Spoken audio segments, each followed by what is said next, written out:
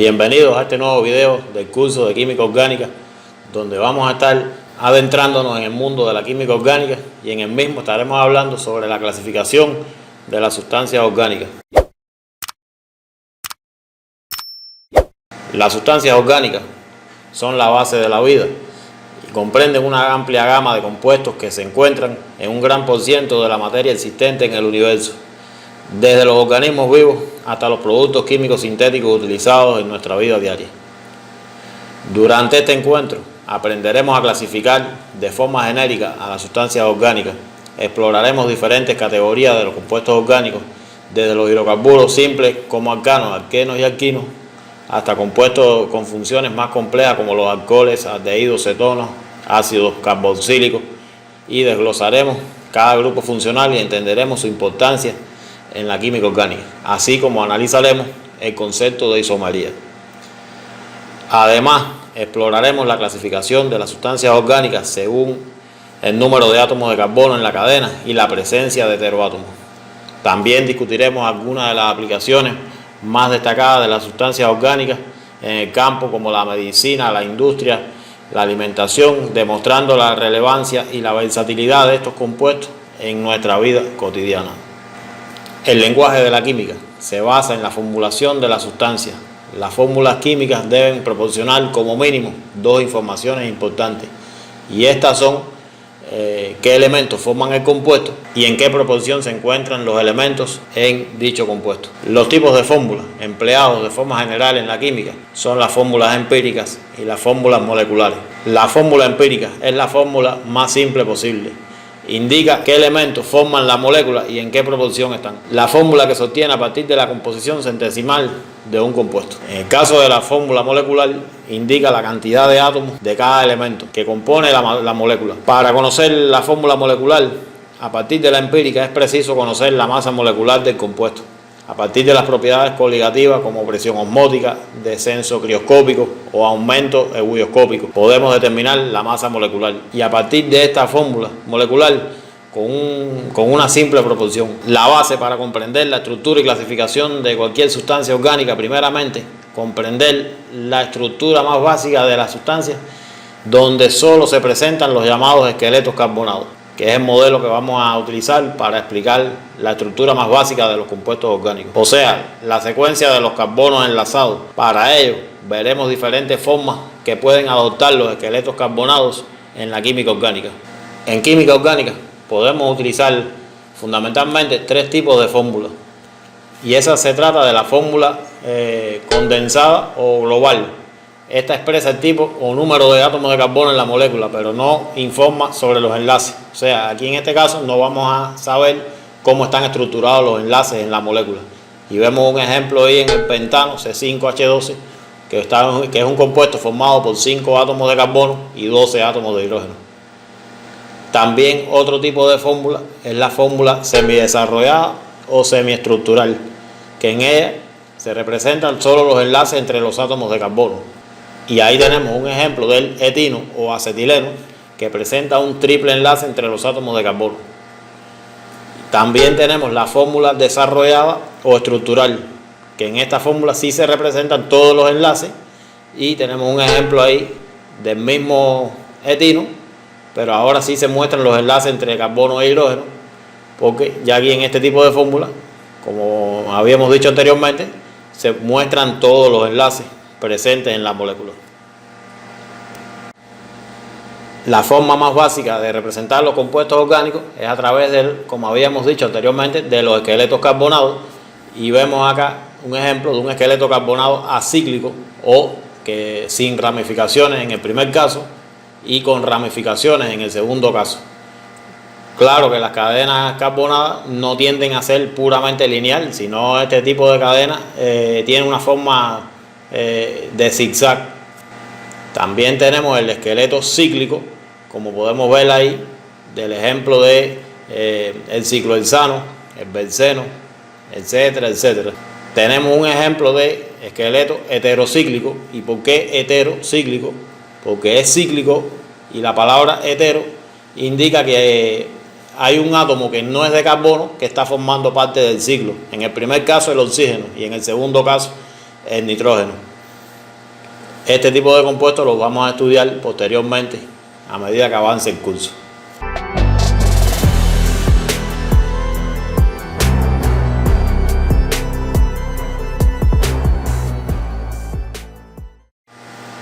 Las cadenas cíclicas tienen fundamentalmente 4 clasificaciones. La homocíclica, donde los átomos de carbono son los que forman el ciclo. La heterocíclica, que algún átomo de carbono fue sustituido por un átomo como el de oxígeno, el de nitrógeno, el de azufre, etcétera, etcétera. Pudiera ser de cloro, etcétera. La monocíclica, donde hay un solo ciclo. Y la policíclica, donde existen varios ciclos.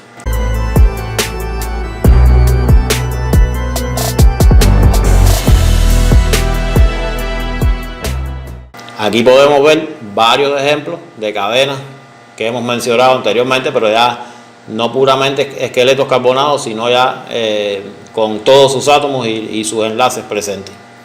Como en el primer caso tenemos un alcano como el pentano, en el segundo caso tenemos el metilbutano o el isopentano, también se le conoce, el propino, el ciclohexano, el benceno, el furano, la piperidina, etcétera, etcétera.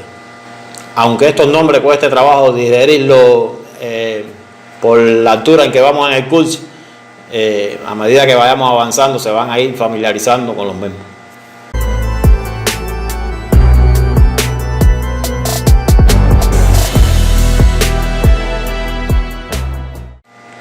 Los átomos de carbono también tienen sus clasificaciones y estos pueden ser primarios, secundarios y terciarios.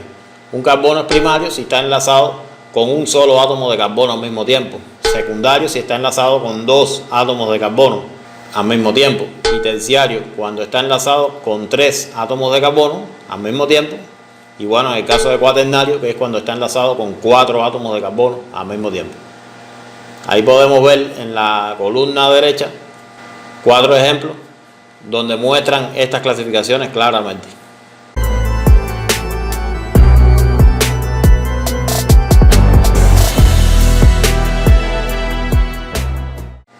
Analizando el concepto de isomería, se llaman isómeros aquellos compuestos que tienen la misma fórmula molecular, pero la diferencia se encuentra en su estructura y también van a presentar, por supuesto, diferencias en las propiedades físicas y químicas.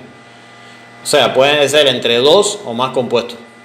Y estos compuestos tienen que tener la misma fórmula molecular, ya que presentan la misma cantidad de carbono, por ejemplo. En el caso de los hidrocarburos, que son isómeros, presentan la misma cantidad de carbono, la misma cantidad de hidrógeno, pero la diferencia va en su forma de la cadena. Los tipos de isomería que vamos a tratar en el curso de forma general podemos ver la isomería estructural, que tiene 3 tipos de isomería, que es la isomería de cadena, cuando hay diferencias en la cadena, la isomería de posición, cuando hay diferencias en la posición del grupo funcional, y la isomería de función, que es cuando existen 2 compuestos que tienen la misma fórmula molecular, pero la diferencia está en que pertenecen a funciones químicas diferentes. En el primer caso vemos que hay un alcohol y en el segundo caso un éter, pero estos 2 compuestos tienen 2 átomos de carbono, 6 átomos de hidrógeno y un átomo de oxígeno, por lo tanto son isómeros. Como la diferencia entre ellos es en la función o el grupo funcional, la isomería que presentan es de función. Y los estereoisómeros son los que se diferencian en la disposición tridimensional de los átomos en la molécula. Hay 2 tipos de isomería muy importantes aquí. La isomería geométrica, o la llamada cis-trans, o la isomería óptica, que es propia de los compuestos con carbono asimétricos. Y para finalizar el encuentro, vemos aquí un resumen de algunos grupos funcionales que vamos a estar trabajando en el curso, donde, por ejemplo, vamos a tener sustituyentes como halógenos, como el flúor, el cloro, el bromo, el yodo, son los elementos del grupo 7A de la tabla periódica, y estos compuestos unidos a cadenas carbonadas forman los derivados halogenados, y ahí tenemos un ejemplo con el bromuro de metilo, que podemos observar su fórmula. El grupo hidroxilo, que es el grupo OH, pertenece tanto a los alcoholes como a los fenoles.